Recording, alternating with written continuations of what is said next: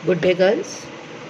हमारा आज का टॉपिक है स्टेन रिमूवल, यानी धब्बे छुड़ाना, दाग धब्बे। जैसा कि आप जानते हैं, हमारे दैनिक जीवन में ऐसे कई अवसर आते हैं जब हमारे वस्त्रों के ऊपर अनचाहे ही कुछ दाग या धब्बे लग जाते हैं, जिनको हमें हटाना आवश्यक है, या जिनको हटाने पर हम वस्त्र की सुंदरता को वापस ला सकते हैं या उसको बनाए रख सकते हैं।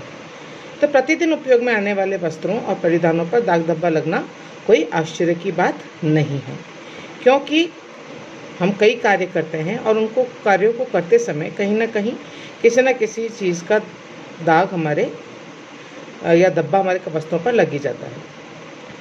लेकिन इन दाग धब्बों को हम जितनी शीघ्रता से छुड़ा लेंगे उतना ही अच्छा रहेगा। जो दाग ताज़ा होते हैं, यानी जो तुरंत लगते हैं, उनको यदि हम उसी समय साबुन से और साफ़ पानी से यदि हम धो दें तो वो दाग धब्बे इजीली हट जाते हैं। लेकिन कई बार हम सोचते हैं कि हम धब्बे बाद में हटा लेंगे या हम बाद में धो लेंगे, तो ऐसा करने पर वो दाग धब्बे पक्के हो जाते हैं और वस्त्रों के अंदर तक, भीतर तक घुस जाते हैं। पुराने पड़े दाग धब्बे रेशों के भीतर तक प्रवेश कर जाते हैं और फिर वातावरण, हवा, सूर्य के प्रकाश आदि के संपर्क में आकर पक्के हो जाते हैं।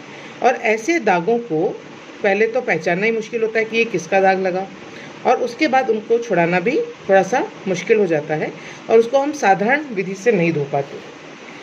तो इस चैप्टर के अंदर हम ये देखेंगे कि दाग कितने प्रकार के होते हैं और उनको कैसे पहचाना जाए और कैसे उनको हटाया जाए और कैसे उनका रिमूवल किया जाए। ठीक है, तो सबसे पहले हम बात करते हैं धब्बों के प्रकार की या स्टेन्स के टाइप्स की। तो धब्बे की प्रकृति और छुड़ाने की विधि के आधार पर धब्बों को कुछ वर्गों में बांटा गया है।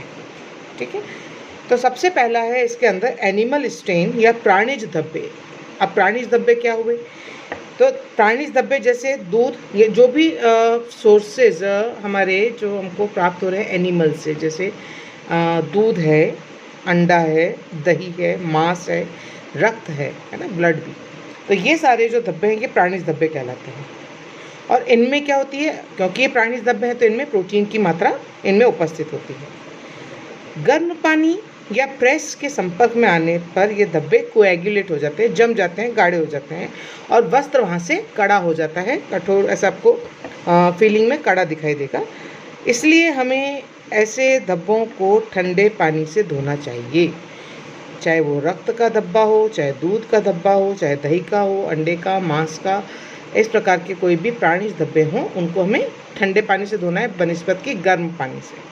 राइट, तो ये है प्राणिज धब्बे या एनिमल स्टेन्स। दूसरे होते हैं वनस्पति धब्बे यानी वेजिटेबल स्टेन्स। तो जितने भी वेजिटेबल सोर्सेज से प्राप्त जो धब्बे हैं, जैसे चाय है, कॉफ़ी है, कोको है, शहद, शराब आदि के धब्बे वनस्पति धब्बों की श्रेणी के अंदर आते हैं और इनको छुड़ाने के लिए क्षार का प्रयोग किया जाता है, एल्केलाइन पदार्थों का उपयोग किया जाता है। इनको कैसे हटाना है ये हम डिटेल में आगे करेंगे, लेकिन यहाँ पर एक मोटे मोटे रूप में यदि हम वनस्पति धब्बों को हटाने की बात कहें तो ये हम कह सकते हैं कि इनको हटाने के लिए हम क्षारीय पदार्थों का प्रयोग करते हैं। राइट, तीसरा जो प्रकार है इसमें वो है चिकनाई युक्त धब्बे यानी ग्रीस एंड ऑयल स्टेन्स। अब इसमें कौन से आते हैं इस कैटेगरी के अंदर? देखिए, घी, तेल, मक्खन, ग्रीस जैसे दागों में, क्योंकि तेली पदार्थ होते हैं तो ऐसे जो धब्बे हैं उनको हम चिकनाई युक्त धब्बों की श्रेणी में रखते हैं। और ऐसे दागों को हटाने के लिए हमें गर्म पानी या ताप और अवशोषक पाउडर का प्रयोग करना होता है। अवशोषक पाउडर यानी जो कि उस चिकनाई को सोख सके। इसी में एक कैटेगरी है खनिज धब्बों की, मिनरल स्टेन्स। अब इसमें कौन से आते हैं? देखिए, इंक यानी स्याही जो है आपकी वो इस खनिज धब्बों के अंदर आती है। इसी प्रकार से दवाइयाँ, जंग आदि के धब्बों में, क्योंकि खनिज तत्व के यौगिक पाए जाते हैं अतः उन्हें खनिज धब्बों की श्रेणी में रखा गया है। और इसमें चिकनाई युक्त धब्बों के अपोजिट, क्योंकि उनको हम क्षारीय घोल में डुबोते हैं, लेकिन खनिज जो धब्बे हैं उनको हटाने के लिए अम्ल युक्त घोल में डुबोया जाता है या उनसे इनको साफ किया जाता है। और इस जब हम अम्लीय घोल में डुबो देते हैं और इसके तुरंत बाद में हम इसको क्षारीय घोल में वापस डालते हैं और उसको हम उदासीन कर देते हैं, यानी न्यूट्रलाइज कर देते हैं, यानी वो ना एसिडिक रहता है और ना बेसिक रहता है, right. Now next one is रंग के धब्बे, यानी जो कलर्स के धब्बे लग जाते हैं, डाई स्टेन्स बोलते हैं इनको। और इन रंगों की प्रकृति मतलब क्योंकि हम अलग अलग तरह के रंग यूज़ करते हैं, उसमें भी आपके रासायनिक रंग भी हैं, आपकी केमिकल डाइज भी हैं, आपकी मैकेनिकल डाइज भी हैं ना। तो कोई सी भी जो रंगों की प्रकृति क्योंकि भिन्न भिन्न है, तो वे कैसे हो सकते हैं, क्षारीय भी हो सकते हैं और अम्लीय भी हो सकते हैं। इसलिए उनकी प्रकृति का ज्ञान प्राप्त करके ही हम उन धब्बों को आसानी से छुड़ा सकते हैं। इसके अलावा होते हैं जो टाइप है वो है पसीने के धब्बे। ये बहुत कॉमन है और आप सबने देखा होगा हमारे जो पहनने वाले वस्त्र है उसमें हाथों में जो बगलों के में जो पसीने के धब्बे लग जाते हैं और वहाँ से वस्त्र जो स्पेशली वाइट वस्त्र जो होता है वो पीला सा हो जाता है। तो क्योंकि इस पसीने में प्रोटीन की मात्रा नहीं होती, इसमें क्या होती है, अमोनिया होती है। तो पसीने में प्रोटीन की मात्रा नहीं होती है, इसलिए इसको प्राणिज वर्ग में नहीं माना है। जबकि हम एक तरह से कहें तो ये प्राणियों से प्राप्त ही है, मनुष्य के उससे ही निकल रहा है, शरीर से ही निकल रहा है, लेकिन क्योंकि इसमें प्रोटीन नहीं है इसलिए हम इसको प्राणिज वर्ग में सम्मिलित नहीं करते। जबकि क्योंकि हम ये जानते हैं कि इसमें अमोनिया है और इसलिए ये अम्ल युक्त दाग के अंदर इसको हम काउंट करते हैं। तो इसे हम अमोनिया के तनु घोल से धो करके इन धब्बों को हटाना उचित मानते हैं। इसके बाद में आता है स्क्रॉच स्टेन्स, यानी झुलसने के धब्बे। कई बार क्या होता है जब हम प्रेस करते हैं और गर्म प्रेस एकदम से वस्त्र के ऊपर रख देते हैं तो वस्त्र जलकर के राख में नहीं कन्वर्ट होता, लेकिन वहाँ पर आपको ब्राउन सा धब्बा लग जाता है और वो हम कहते हैं कि वस्त्र झुलस गया है। तो गर्म इस्त्री के संपर्क से या अन्य किसी स्रोत से कभी वस्त्र झुलस जाते हैं। ऐसे धब्बों को धूप में सुखाकर सबसे पहले ब्लीच किया जाता है। धूप के माध्यम से उनको ब्लीच करते हैं, विरंजित करते हैं और उसके साथ साथ बोरेक्स और अमोनिया का उपयोग करके इस प्रकार के धब्बों को हटाया जा सकता है। ठीक है। इसके बाद नेक्स्ट कैटेगरी आती है घास के धब्बों की। तो घास के धब्बे कब लग सकते हैं, जब आप गीली घास में बैठ जाएं या आप उसके ऊपर दौड़ लगा रहे हैं या आप उसमें लोट लगा रहे हैं, बच्चे घास में खेल रहे हैं तो उसमें इस तरह के वस्त्र लग सकते हैं, या खेल कूद के समय या दौड़ लगाते समय घास के धब्बे वस्त्रों पर लग जाते हैं। घास में क्या होता है, क्योंकि वो ग्रीन कलर की है तो उसके अंदर क्लोरोफिल उपस्थित होता है और क्लोरोफिल को हटाने के लिए या क्लोरोफिल के या घास पे लगे धब्बों को, घास के जो धब्बे उनको हटाने के लिए मिथाइलेटेड स्पिरिट का उपयोग किया जाता है। ठीक है, ये एक रासायनिक पदार्थ है मिथाइलेटेड स्पिरिट। इसके प्रयोग से हम घास के धब्बों को वस्त्रों पर से हटा सकते हैं। एक कैटेगरी और इसमें वार्निश और पेंट के धब्बे, जो आप घरों में और खिड़कियों में दरवाज़ों में अपन पेंट करते हैं या लकड़ी के फर्नीचर के पर वार्निश करते हैं, तो ये वार्निश और पेंट के जो धब्बे हैं इनको हम अलग वर्ग में काउंट करते हैं और इसे छुड़ाने के लिए हम सॉल्वेंट का, यानी कि जिसके अंदर ये घुल जाएं, ऐसे पदार्थों का उपयोग करते हैं। तो और इस पदार्थों के उपयोग के लिए हम क्या करेंगे कि कोई भी विलायक, जैसे आपका टर्पेंटाइन ऑयल है या रिमूवर है, उनको हम प्रयोग करके इन धब्बों को हटा सकते हैं। ये तो है कैटेगरीज दाग धब्बों की। अब हम बात करते हैं कि धब्बों की पहचान करना या आइडेंटिफिकेशन ऑफ स्टेन्स। दाग या धब्बे की पहचान हम कैसे कैसे कर सकते हैं। 3 मेथड्स है देखिए बच्चों। इसमें सबसे पहला है देख करके, यानी बाय साइट। धब्बों को देखने से और रंग के आधार पर उनकी पहचान की जा सकती है। जैसे स्याही का धब्बा फैला हुआ होगा और स्याही के रंगों में लाल, नीला, हरा जो कॉमन कलर्स हैं वो आप देख करके पहचान सकते हैं। इसी प्रकार से चाय और कॉफ़ी का धब्बा है तो वो ब्राउन कलर लिए हुए होगा, तो आप उसको देख करके पहचान सकते हैं कि चाय या कॉफ़ी का है। सब्जियों से या कई बार हल्दी और तेल का जो मिश्रण है वो हमारे वस्त्रों के ऊपर लग जाता है, तो उसको भी हम देख करके पहचान सकते हैं। इसी प्रकार से ग्रीस या चिकनाई का धब्बा है तो वो थोड़ा टच में चिपचिपा होगा, तो उसको भी हम देख करके पहचान पाएंगे और वो कलर में भी ब्लैक कलर का होगा या चिकनाई युक्त लिए हुए होगा।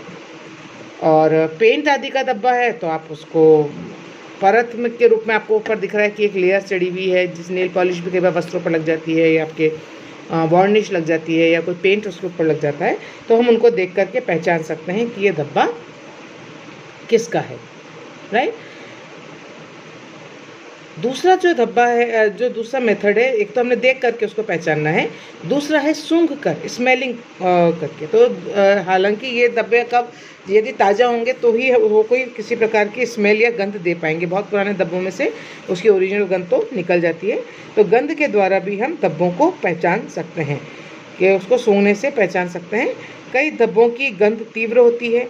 अब जैसे धब्बों में कैसे, जिनको हम सूंघ के पहचान सकते हैं, जैसे पसीना, पेंट, आपका स्प्रे जो इत्र जिसको हम कहते हैं, सेंट, शू पॉलिश आदि को गंध से ही हम पहचान सकते हैं, राइट। काजल है, उसमें भी आपको एक अलग सी आपको वो दिखाए स्मेल आ जाएगी। नेल पॉलिश है तो आपको उसकी स्मेल से हम उसको पता कर सकते हैं। एक और तरीका है टच द्वारा, यानी स्पर्श के द्वारा भी हम दाग की पहचान कर सकते हैं। तो स्पर्श द्वारा धब्बे पहचाने जाते हैं। प्राणी धब्बे सूख कर वस्त्र को सख्त बना देते हैं। चाशनी या चॉकलेट के दाग चिपचिपे रहे होते हैं। पेंट और नेल पॉलिश के दाग जो है वो सूख करके कपड़े के ऊपर मोटी परत बना देते हैं। तो ऐसे हम छू कर भी दाग को पहचान सकते हैं, ठीक है। अब हम आते हैं दाग धब्बे छुड़ाने की विभिन्न विधियों पर, different methods of removal of stains. तो इसके लिए भी कई सारे मेथड्स हैं जिनके माध्यम से हम वस्त्रों पर से दागों को हटाते हैं। इसमें सबसे पहली विधि है एब्जॉर्बेंट मेथड या अवशोषक विधि, राइट।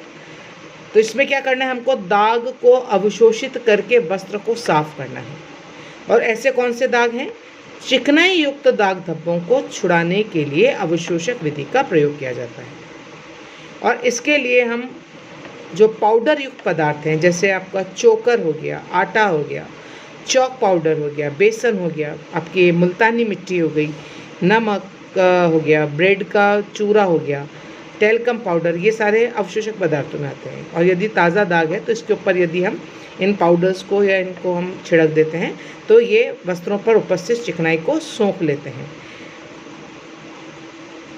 और क्योंकि अगर ये जो दाग हैं, चिकनाई दाग हैं, उनको हम साबुन से छुड़ाने में थोड़ी मुश्किल होती है, तो बेटर है कि हम उसके ऊपर इन पाउडरों को थोड़ा सा छिड़क दें। और स्पेशली वो वस्त्र जिनको धो नहीं सकते, जैसे आपके जो साड़ियाँ हैं, महंगी साड़ियाँ हैं, सिल्क की साड़ी है या आपकी ब्रोकेड की बनारसी साड़ी है, कोई वर्क वाली साड़ी है, सलवार कुर्ते हैं, कोट है, ऊनी वस्त्र हैं, उनके ऊपर भी हम, जिनको हम धो नहीं सकते, उनके ऊपर से हम इस विधि से दाग धब्बों को हटा सकते हैं। अवशोषक विधि में वस्त्र को मेज पर फैलाकर दाग वाले हिस्से के नीचे ब्लॉटिंग पेपर पता है आपको, जो कि जैसे आपने देखा होगा, इससे अपन एक्सपेरिमेंट करते थे कि कुछ ऊंचाई से हम जब शाई डालते हैं तो उसके ऊपर कितना फैल जाती है, तो उसको ब्लॉट करती है, उसको फैला देती है। तो उस ब्लॉटिंग पेपर को हम वस्त्र के नीचे उस स्थान पर रख देंगे जहाँ पर धब्बा लगा हुआ है, और दाग वाले भाग पर अवशोषक पदार्थ को रख कर हम चक्राकार गति में बाहर से भीतर की ओर 5 से 10 मिनट तक रगड़ते हैं। और इसके बाद अवशोषक पदार्थ को यूं ही आधे घंटे तक दाग पर लगा हुआ छोड़ देते हैं, और फिर इस पदार्थ को झटक कर झाड़ देते हैं। और यदि एक बार में दाग नहीं निकले तो इसी प्रक्रिया को हम बार बार यदि दोहराते हैं 2 से 3 बार, तो दाग वहाँ से निश्चित रूप से हट जाएगा। कुछ दाग धब्बों को छुड़ाने के लिए अवशोषक पदार्थ को वसा घोलक में घोलकर पेस्ट रूप में तैयार किया जाता है, और तैयार पेस्ट को दाग वाले भाग पर वस्त्र के दोनों ओर लगाकर आधा घंटे तक सूखने के लिए छोड़ दिया जाता है। और सूखने पर उस अवशोषक पदार्थ को खुरच कर हटा दिया जाता है, और शेष बचे हुए अवशोषक पदार्थ को ब्रश से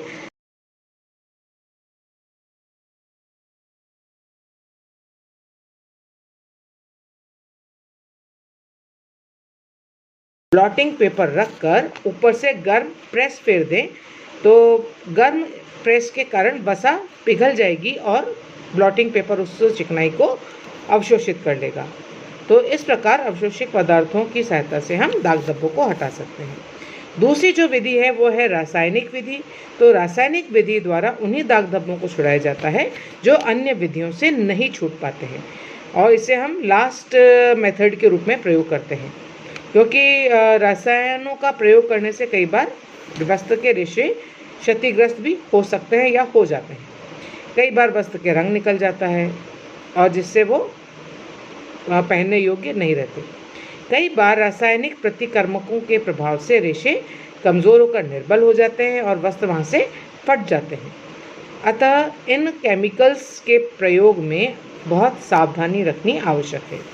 दाग छूट जाने के बाद वस्त्र को अच्छी तरह से स्वच्छ जल में बार बार धो लेना चाहिए, खंगा लेना चाहिए, ताकि रासायनिक पदार्थों का प्रभाव वहाँ से पूरी तरह नष्ट हो जाए। रासायनिक विधि द्वारा एक ये भी लिमिटेशन है कि दाग वस्त्र पर से पूरी तरह नहीं हटते हैं, बल्कि इन दागों का रासायनिक प्रतिकर्मकों की प्रतिक्रिया के कारण ब्लीचिंग हो जाता है, वस्त्रों में विरंजन की क्रिया होती है। तो पूरी तरह नहीं हटते, लेकिन हम उनको इस लायक बना देते हैं कि हम उसका रीयूज़ कर सकें। तीसरा है घोलक विधि। पहली हो गई आपकी एब्जॉर्बेंट या अवशोषक विधि, दूसरी रासायनिक विधि और तीसरी है घोलक विधि। इस विधि द्वारा केवल वसा में घुलनशील दाग धब्बों को हटाया जाता है। कुछ दाग धब्बे शीघ्रता से वसा घोलक में घुल जाते हैं, जैसे नेल पॉलिश, पेंट, वार्निश आदि।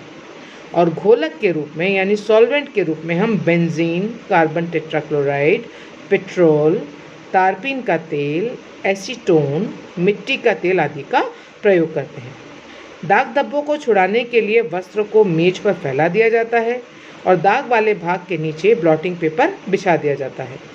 दाग वाले भाग पर स्पंज, मलमल का पुराना कपड़ा या रुई को घोलक में डुबाकर यानी सॉल्वेंट में घुमाकर चक्राकार गति में बाहर से भीतर की ओर 5 से 10 मिनट तक रगड़ते हैं। इस दौरान दाग छूटकर ब्लॉटिंग पेपर पर चला जाता है और वहाँ पर उसको अवशोषित कर लिया जाता है। अगेन, यदि एक बार में दाग नहीं छूटे तो इस प्रक्रिया को दूसरी बार भी दोहराया जा सकता है। वसा घोलक का वस्त्रों पर कोई प्रतिकूल प्रभाव नहीं पड़ता। इससे वस्त्र का रंग, चमक, आकर्षण और सौंदर्य बना रहता है और यही दाग धब्बे छुड़ाने की सबसे प्रभावशाली या इफेक्टिव विधि है।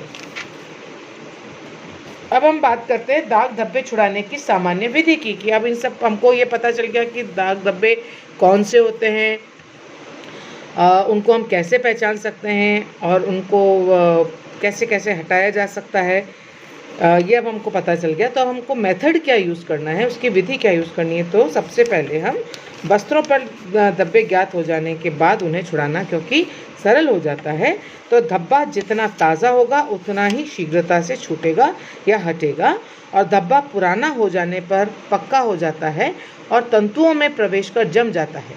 ऐसे धब्बों को छुड़ाने में कठिनाई आ सकती है।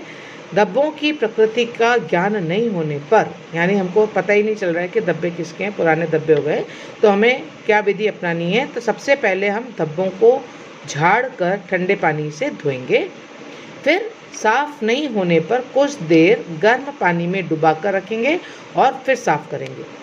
धूप और खुली हवा में वस्त्र को फैलाकर ब्लीच करेंगे, यानी नेचुरल ब्लीच का प्रयोग करना है हमको, और साफ नहीं होने पर किसी क्षार या अल्कोहल से उसको साफ करेंगे।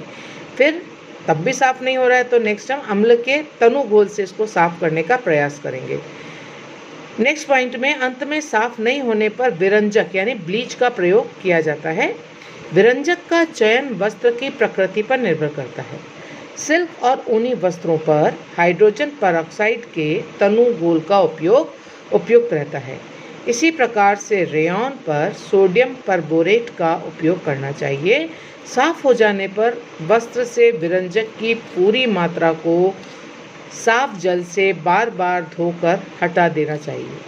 रंगीन वस्त्रों पर बहुत हल्के घोल का उपयोग करना चाहिए, क्योंकि वहाँ से अगर रंग का विरंजन हो गया तो वो वस्त्र वहाँ से हल्का कलर का दिखने लगेगा और अगेन वो अपने आप में एक धब्बा बन जाएगा।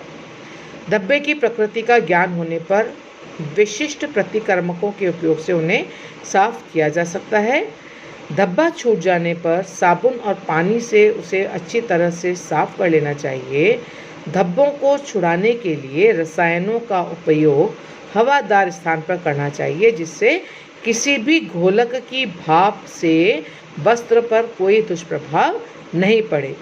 इसी प्रकार ज्वलनशील पदार्थों का उपयोग आग से दूर रहते हुए सावधानी पूर्वक करना चाहिए। ये सिंपल मेथड है उसका। और अब हम बात करेंगे, या मैं आपका इसका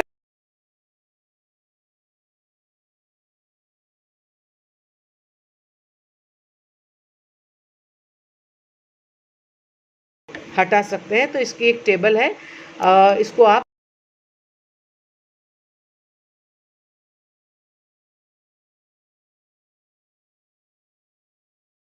ताकि आपको ये पता चल जाएगा कि किस डब्बे को हमको किस मेथड से हटाना है।